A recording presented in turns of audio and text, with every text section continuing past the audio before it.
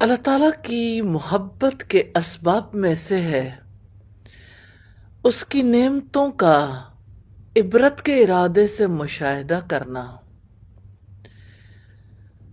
یہ بڑی اہم کڑی ہے کیونکہ بندوں کے دل اس کی محبت اور چاہت کی طرف فطری طور پر مائل ہو جاتے ہیں جو ان پر احسان کرتا ہے، اور جو بندوں کے ساتھ برا سلوک کرتا ہے ان سے وہ نفرت کرنے لگتے ہیں۔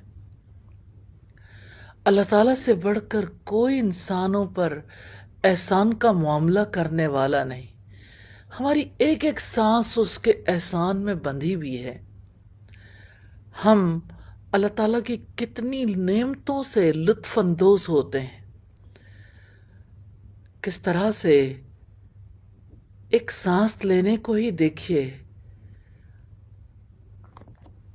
اتنا علم کیا ہمارے لیے کافی نہیں ہے کہ ہر 24 گھنٹے میں 24,000 نعمتیں ملتی ہیں،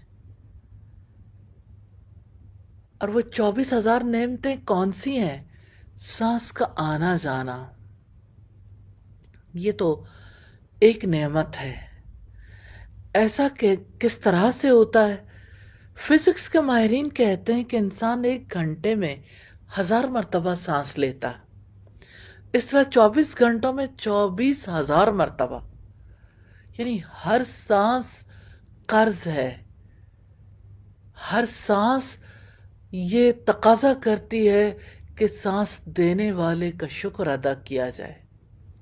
اور کتنی نعمتیں ہیں اس کی، وَإِن تَعُدُّوا نِعْمَتَ اللَّهِ لَا تُحْصُوهَا، اگر آپ اللہ کی نعمتوں کا شمار کرنا چاہو نہیں کر سکتے۔ پھر آپ نقصان دہ چیزوں کو دیکھیے جن سے اللہ تعالیٰ حفاظت کرتا ہے، ان کے مہلک اثرات کی اثر پذیری سے ہماری جان، ہمارے مال کو سلامت رکھتا ہے۔ کیسے اس نے فرشتوں کا پہرا بٹھا رکھا ہے، ہر وقت ہمارے گارڈ بنے رہتے ہیں فرشتے۔ اس نے ارشاد فرمایا، لَهُ مُعَقِّبَاتٌ مِّن بَيْنِ يَدَيْهِ وَمِن خَلْفِهِ يَحْفَظُونَهُ مِنْ أَمْرِ اللَّهِ، اس کے لیے اس کے آگے اور اس کے پیچھے یکے بعد دیگرے آنے والے کئی پہرے دار ہیں جو اللہ تعالیٰ کے حکم سے اس کی حفاظت کرتے ہیں۔ رات اور دن کے ایک ایک لمحے میں ہمارے تحفظ اور ہماری سلامتی کے کتنے اسباب پیدا کیے جاتے ہیں۔ ڈاکٹرز کہتے ہیں انسان کو ہر گھڑی، ہر لمحہ بہت شدید امراض لاحق ہونے کا خطرہ رہتا ہے جس کے وسائل حد سے زیادہ ہیں، لیکن ہمیں اس کا احساس تک نہیں ہوتا۔ شر اور فتنہ خود بخود دور ہو جاتا ہے، اصل میں خود بخود نہیں ہوتا، اللہ تعالیٰ کے کرنے سے۔ ہمیں پتہ نہیں چلتا کہ کیسے اور کن اسباب کی وجہ سے ان سے بچاؤ ممکن ہوا۔ یہ اللہ تعالیٰ کی نعمت ہے، یہ اس کی رحمت ہے، یہ اس کا فضل و کرم ہے کہ وہ ہماری نگہبانی کرتا ہے، ہماری سلامتی اور ہمارے تحفظ کے لیے ہر موذی چیز سے ہمیں بچاتا ہے۔